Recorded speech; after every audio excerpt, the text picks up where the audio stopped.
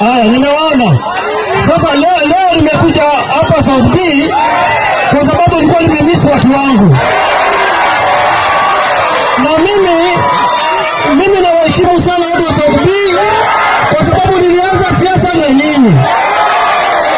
Na mimi bado ni yule Sonko ama Sonko yote duniani.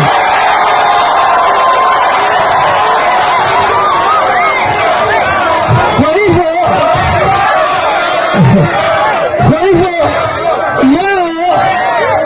leo kwa sababu nilianzia siasa hapa South B ikiwa Makadara, nimesema hapa pia nije hapa leo tuanze safari nyingine mpya pamoja na watu wangu.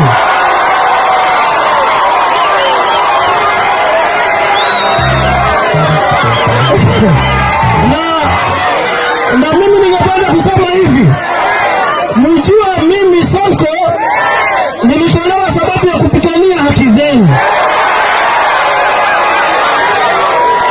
Nilitolewa kwa sababu nilisema maskini hawezi pigwa Nairobi nikikua. Wakadhani wamenimaliza, lakini kuna Mungu mbinguni na kuna nyinyi watu wangu. Na nyinyi nataka kuwaambia hivi, siasa imekaribia. Sasa hivi utaona matapeli wakija kuandamana tena.